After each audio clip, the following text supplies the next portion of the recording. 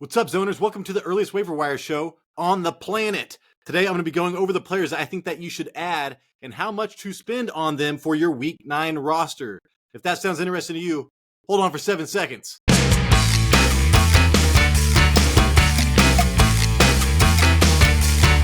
can do it!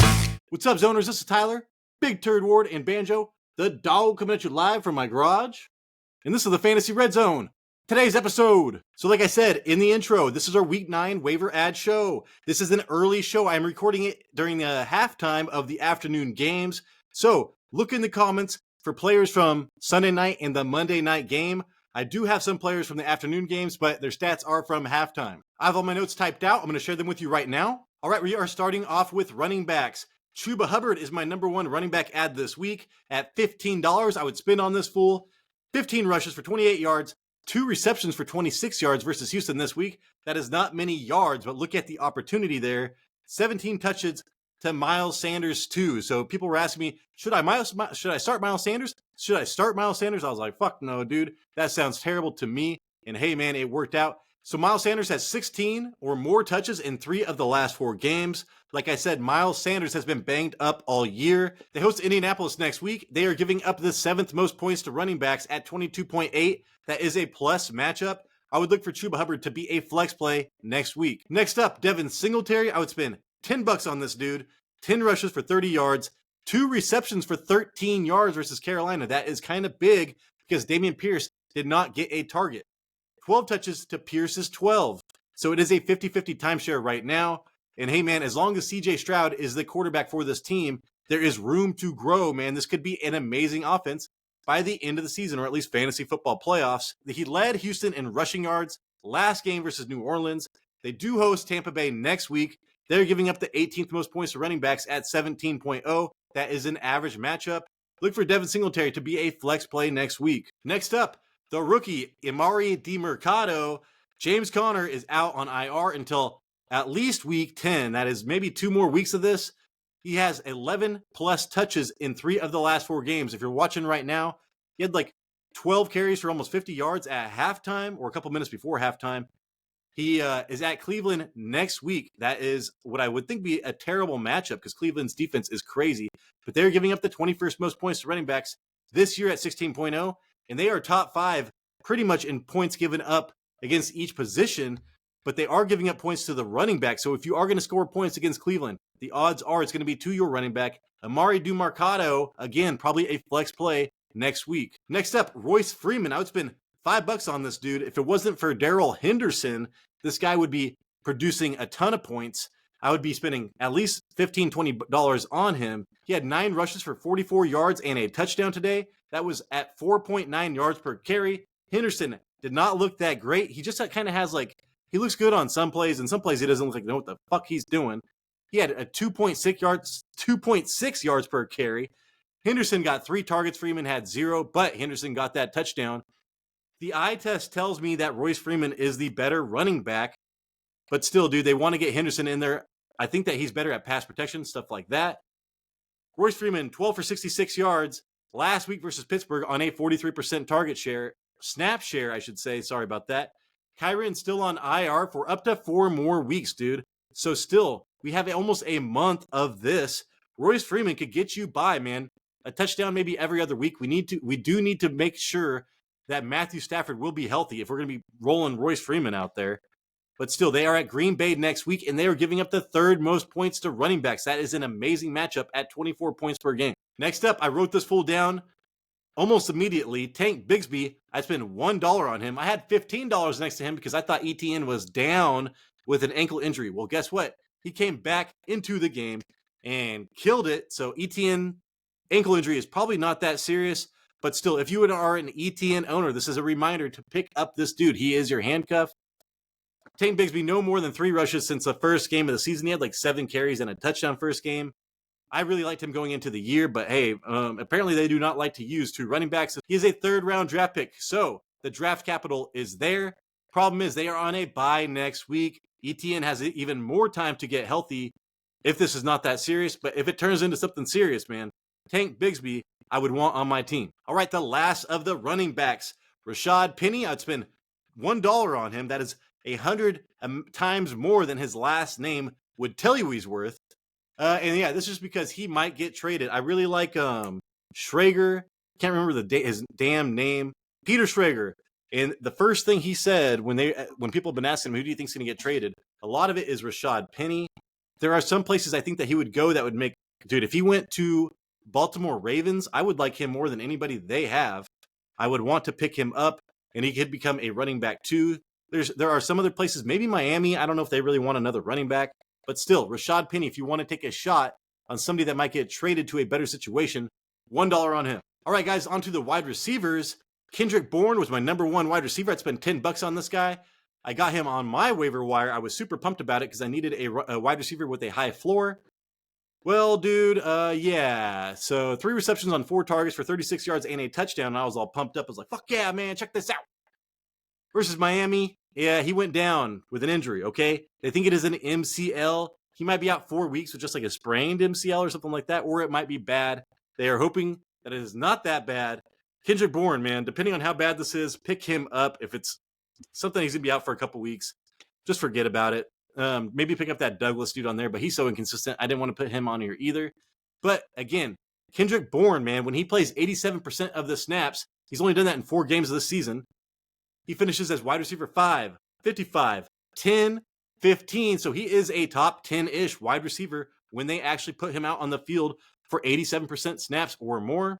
He was on his way to doing that today, and he caught a touchdown right off the bat, leading the Pats in receptions, yards, touchdowns for the year, and he averages over 50 yards in a game. So his floor was great, man. Like I was saying. Keep an eye on this. They host Washington next week.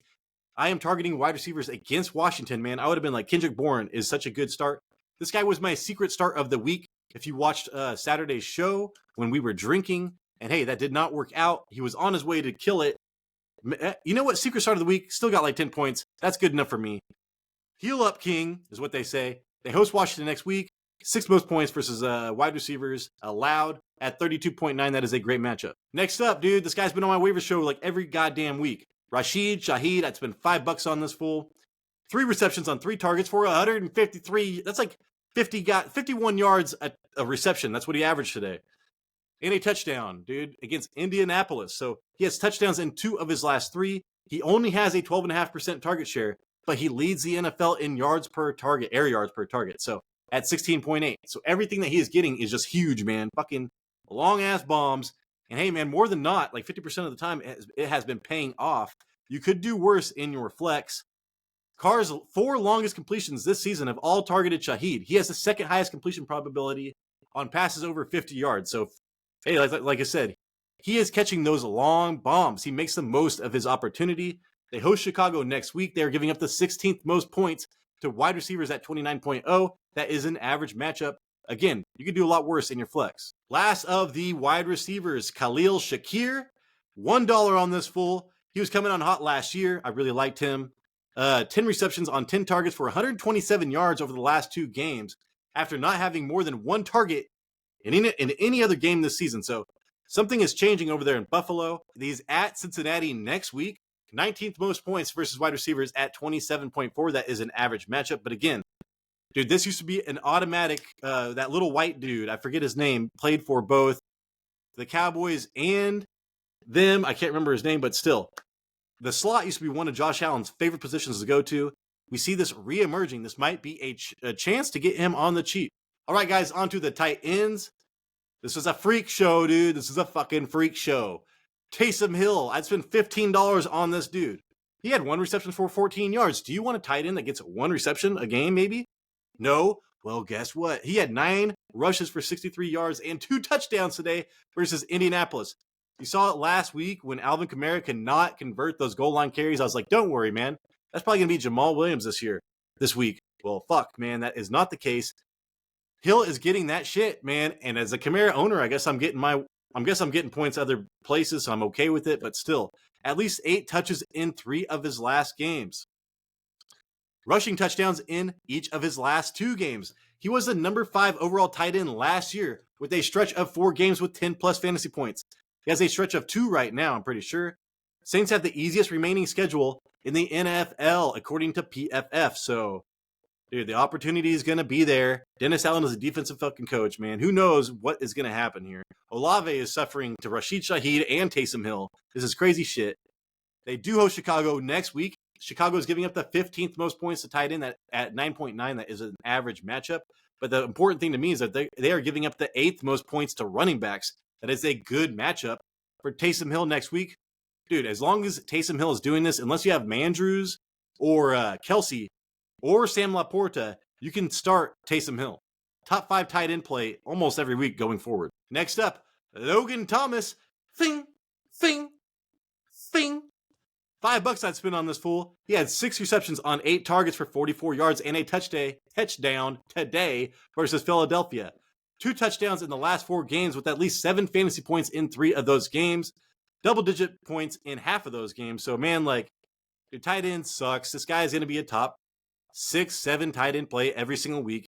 You got to take the good with the bad. His good is better than most, and his floor is still somewhat manageable. So, only a 14% target share, but has 40-plus yards in 5 of his 7 games played this season. That is his floor, you know what I'm saying? So it's not bad.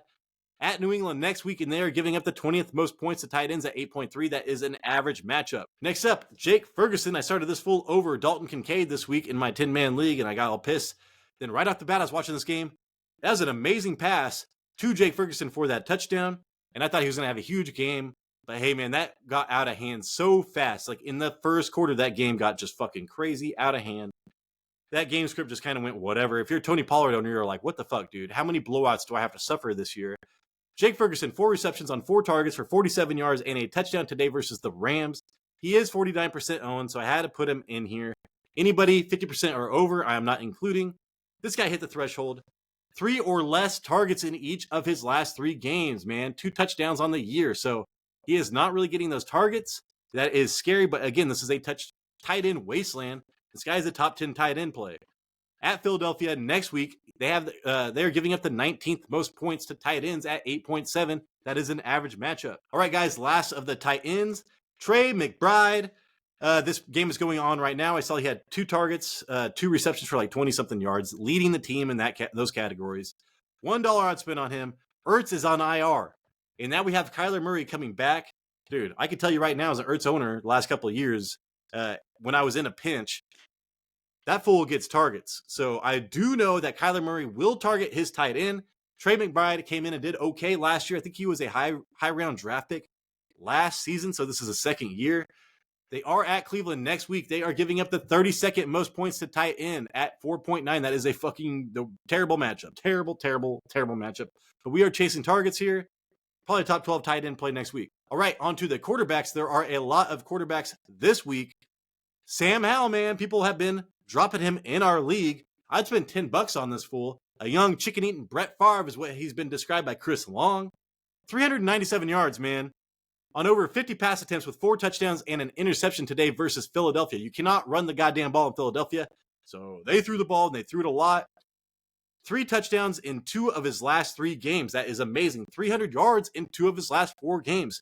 This guy's ceiling, dude, is like 30 points. His floor is like 12 or whatever. And that's when people were dropping him. But still, 18-plus fantasy points in 5 of the 8 games played this year. If you're telling me my quarterback's going to get 18-plus points, that is usually good enough for me. I want 20-plus, but 18 is almost there, dude. At New England next week, they are giving up the 27th most points to quarterbacks at 14.5. I bet you New England eats this dude's lunch, but I do think that you should be having Sam Howell on your team moving forward. Next up, Derek Carr, man. Derek Carr. Apparently his shoulder's feeling better. $5 I spent on this fool. 310 yards and only 27 pass attempts. So he had 50-plus pass attempts in the 2 previous games going into this.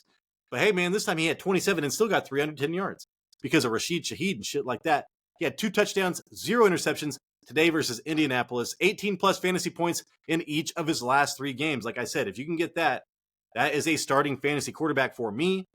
300 yards in 2 of his last 3. It's not been pretty, man. It's Rashid Shaheed and a lot of Alvin Kamara. If you have Olave, you're like, what the fuck is going on right now, dude? Olave was supposed to be breaking out second-year wide receiver. Dude, if you have Olave, I don't know what to tell you. You could try to trade him, but you're not going to get anything what you want. There's so many weapons on this team, especially with Alvin Kamara now. Now you're looking at Taysom Hill. what are you going to do? If you could find somebody to trade Olave with, I would trade away Olave. The Saints do have the easiest schedule remaining, and according to PFF, I mentioned that earlier. They host Chicago next week. They are giving up the 7th most points to quarterbacks at 19.0. That's a great matchup for Derek Carr next week. All right, guys, the last person on this list, and if you watch this show, you do know that I do not like this guy. He just seemed like a total douchebag in the pre-draft process, and I don't like douchebags. I might be a douchebag. Who knows? Maybe that's why I don't like douchebags. $1 I spent on this fool. 238 passing yards with 4 touchdowns, 0 interceptions. That's never going to happen again, probably for him as far as 4 touchdowns and 0 interceptions. But I could see him passing for 238 yards plus. Plus, he uses his number 1 target, DeAndre Hopkins, man. If Hopkins is on there, if he doesn't get traded now, that'd be fucking crazy. So anyways, 11 yards. And he rushed he rushed 7 times for 11 yards. If your quarterback rushes 7 times, that is great. That's what Josh Allen averages, since he's been in the league. Dude, Will Levis, the 69th rated quarterback this preseason out of 79 qualified quarterbacks. I thought he was a douchebag, and I thought he sucked in the preseason. And now look at him, man. Like, I don't know if he needed the time, but it looks like it did him well. In his first career start, Will Levis threw 3 of the 10 longest touchdown passes by air distance this season.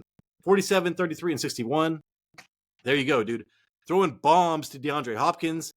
At Pittsburgh next week, they're giving up the 18th most points to fantasy quarterbacks at 16.3. That is an average matchup.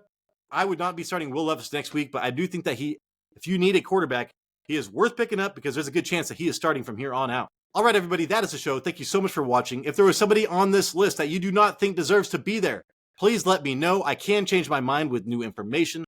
Also, if there is somebody not on this list that you do think should be there, please add it in the comments. This is a group effort.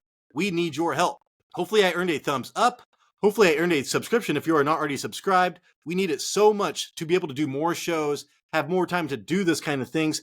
Please support this show. We need that shit, dude. Hey, this is Tyler Big Turd Ward, and I appreciate you.